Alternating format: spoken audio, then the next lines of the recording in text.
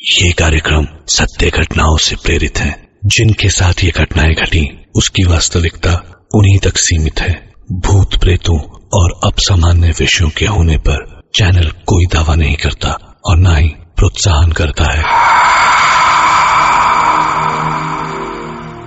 किसी प्रेत से टकरा जाने का ख्याल भर हमें कितना खौफजदा कर देता है, पर अगर कोई प्रेत आत्माओं के पूरे परिवार से टकरा जाए तो।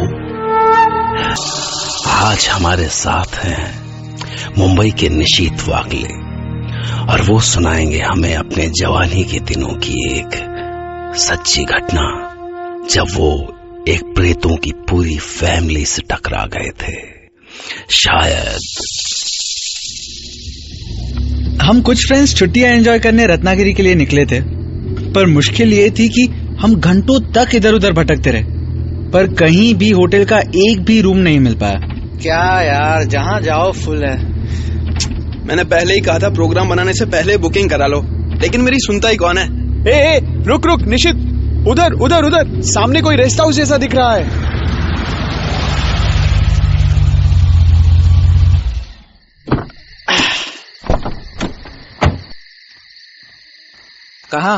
कहाँ है तेरा रेस्ट हाउस? अबे वो देखना, उधर नहीं दिख रहा? वो खंडर। तू ऐसा कर, पीछे जा और कुछ देर के लिए आराम कर ले। तेरा दिमाग खराब हो गया। नहीं यार, दूर से लगा ऐसा। ये भूतिया बंगला, इसको रेस्ट हाउस दिख रहा है। चढ़ गई लगता है। टैंकर है, पूरा टैंकर। मुंबई से ही चालू हो गया था। अच्छा, अबे तो एंजॉय करने ही तो आए हैं यहाँ पे। वाह, क्या एंजॉयमेंट है साहिब का। देखो देखो। हंस लो बेटा, हंस लो। बहुत जल्दी रोने का टाइम आने वाला है। ये जो हीरो है ना, अभी तुम्हें ऐसा रुलाने वाला है कि। क्यों बे, मैं क्यों रुलाने वाला हूँ? जब रेलवे प्लेटफॉर्म पे सोना पड़ेगा ना, तब समझ में आएगा कौन और कैसे रुलाने वाला है। ठीक है, तो तू उतर गाड़ी से और जाके होटल का इंतजाम कर सबके लिए और बन जा हीरो। अच्छा, यहाँ आने का प्रोग्राम तूने ही तो बनाया था ना, तो होटल का इंतजाम तुझे नहीं करना चाहिए था? अब बस करो, बहुत हो गया। देख बसंत, प्रोग्राम हम सबने मिलके बनाया था, इसलिए अगर होटल का इंतजाम नहीं हुआ है तो हम सबकी गलती है। मरना है क्या तेरे को? अभी तो लेने के देने पड़ जाते यार। अब ये कौन आ गई रास्ते में? अरे रुको साहब, रुको। क्या है, तेरे को इसी गाड़ी के नीचे आके मरना था क्या? गुस्सा काहे करता है साहब? आप लोग रुकने को कमरा देख रहा था ना। यार कमाल हो गया, इसे कैसे पता कि हम कमरा ढूंढ रहे हैं? हाँ बे, करमचंद की आंटी लग रही है।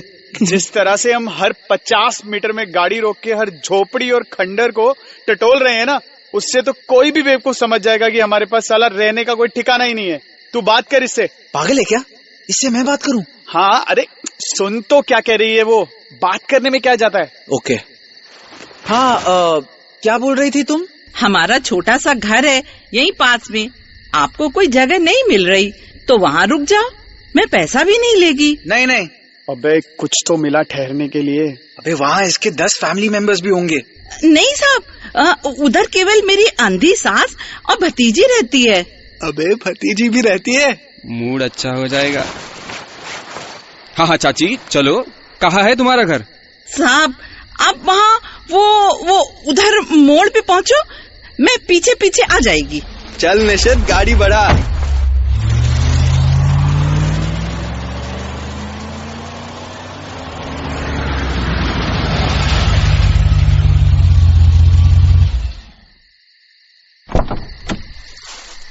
अब वो औरत पता नहीं कब तक आएगी। अबे ये क्या, वो तो पहुंच भी गई। उड़ के आई है क्या? अरे शॉर्टकट से आई होगी, छोड़ ना तू। अबे कहाँ का शॉर्टकट? अबे इतना मत दिमाग लगा, वैसे ही छोटा सा है। निश्चित उधर लगा दे गाड़ी। आओ साहब, ये है हमारा घर। ये घर है? अबे इस उजाड़ की फोटो खींच रहा है? चलो ना साहब, अंदर से अच्छा है। अरे चलना यार। अबे धक्का क्या मार रहा है? तुझे बस इसकी भतीजी में इंटरेस्ट है ना? तो फिर हम लोग अंदर की ओर बढ़े। इधर आओ साहब, सीढ़ी से। पर जैसे ही हम अंदर पहुंचे, अंदर से तो और बुरा हाल था। इक्का दुक्का सामान, वो भी धूल से सने हुए। इनका फोटो लिया? अच्छा है, इसकी फोटो आएगी। हमारा आदमी है, कुछ बरस पहले खल्लास हो गया। आप लोग बिस्तर झाड़ के आराम करो, मैं चाय लेके आती। धूल। चल चल यार, इस धूल में नहीं रुकना। देख तो क्या फाड़ू पिक्स आई है। तेरी पिक्की तो। अबे तुझे रुकना है तो रुक, हम तो चले। हम झगड़ रहे थे कि तभी हमें एक सुरीली आवाज सुनाई दी।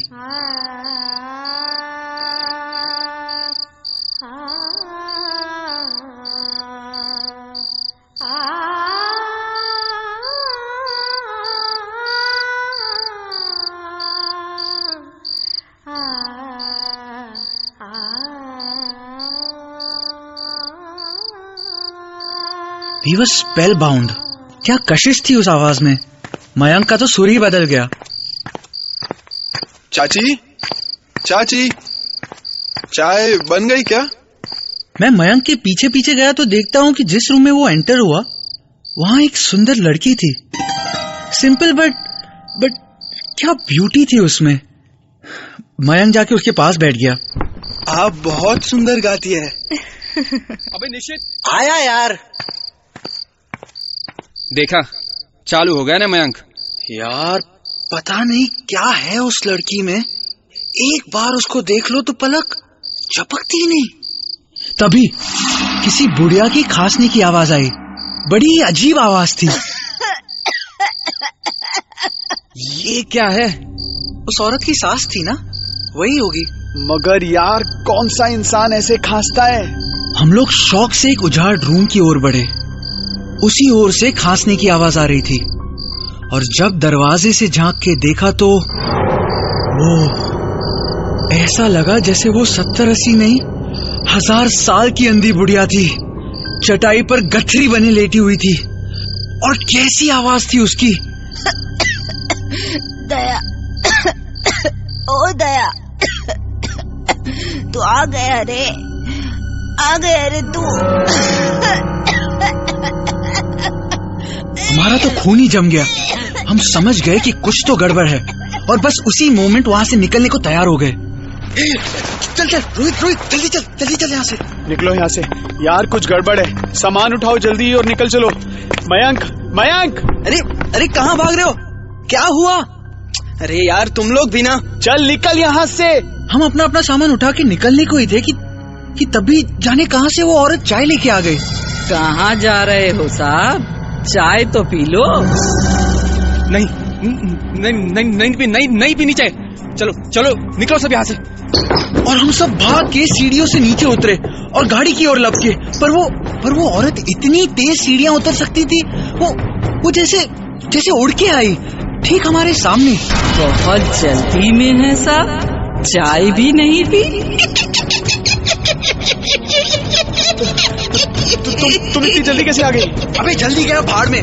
बस हम निकल यहाँ से। वो औरत नहीं कुछ और ही है। भाग गाड़ी की ओर भाग। इधर जल्दी आ चलो जल्दी गाड़ी में चलो। भाग जल्दी चल। चाबी गाड़ी का है। गाड़ी किधर? गाड़ी उधर वो रही गाड़ी। चलो जल्दी चलो यार। स्टार्ट कर इसको। अबे कर तो रहा हूँ। अरे भगा निशित, जल्दी गाड़ी भगा जल्दी। निशित जल्दी गाड़ी भगा। और गाड़ी स्टार्ट हुई और हम ही जानते हैं कि मैंने जिंदगी में कभी स्पीड से ड्राइव नहीं किया। जैसे मौत हमारे पीछे पड़ी थी। जिस स्पीड से मैं ड्राइव कर रहा था सिर्फ 20 मिनट लगे होंगे सिटी पहुंचने में। उस रात हम गाड़ी में ही सोए, पर सुबह तक हम में से कुछ का डर क्यूरियोसिटी में बदल गया था, खासकर रोहित का। वो इन चीजों पे वैसे ही ज्यादा यकीन नहीं करता था। और अगली दोपहर हम फिर उस जगह जाने के लिए निकल पड़े। अभी हम उस जगह के पास ही पहुंचे होंगे कि हमें एक आदमी जाता दिखाई दिया। तो हमने उससे उस खंडर के बारे में पूछा। क्या बोलता है साहब? उधर कौन रहेगा अब? 10 बरस हो गया। आदमी और उसका भतीजी एक रोड एक्सीडेंट में खल्लास हो गया। उसका औरत, उसको खबर मिला तो उसको दिल का दौरा पड़ा, वो भी खल्लास हो गया। और वो अंधी बुढ़िया, वो तो चलने से भी लाचार थी साहब। भूखी प्यासी मर गई वो भी। क्या जाने आपको वो सब कैसे दिखा। तभी रोहित को जाने क्या हुआ, उसे चक्कर आने लगे। रोहित रोहित रोहित, अबे क्या हुआ इसको?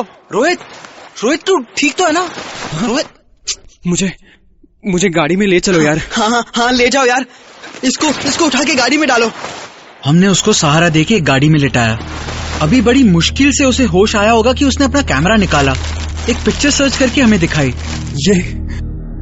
ये वही था, ये आदमी वही था। कौन बे? क्या बक रहा है तू? ये देखो, किसी की पिक नहीं आई है। इट्स ऑल ब्लैंक, क्योंकि वो भूत थे। और जब मैंने उसके आदमी की तस्वीर की पिक ली तो याद है उसने क्या कहा था? तब उस औरत ने कहा था कि उसी की फोटो आएगी। देखो सिर्फ उसी की फोटो आई है, क्योंकि वो किसी भूत की नहीं, तस्वीर की पिक थी। उसके भूत बनने की पहले की। क्या? और जब हमने वो पिक देखी तो हमारा खून जम गया। एक पल को लगा जैसे तस्वीर में उस बूढ़े ने पलकें झपकाई। ये पिक रोहित ने उसी खंडर में खींची थी, उस औरत के मर चुके आदमी की तस्वीर से। और वो आदमी वही था जिससे अभी कुछ देर पहले हमने बात की थी। निशित, बस मुड़ के मत देख, तू भगा। जितनी तेज हो सकता है उतना भगा, बस भगा। हम डर से पीले पड़ गए।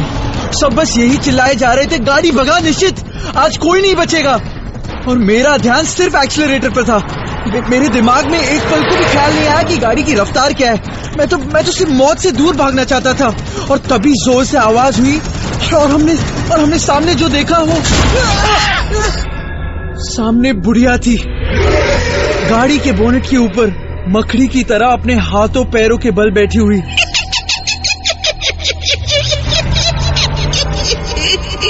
और तब भी सामने मोड़ आया और निशित संभाल।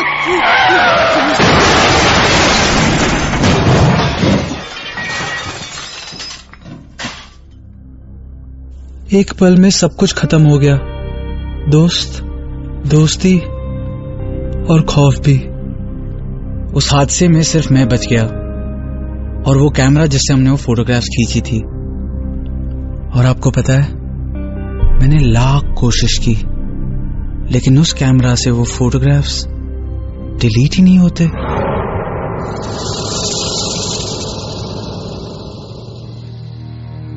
सवाल है कि जिस घटना के इतने सारे गवाह मौजूद हों, वो झूठ कैसे हो सकती है?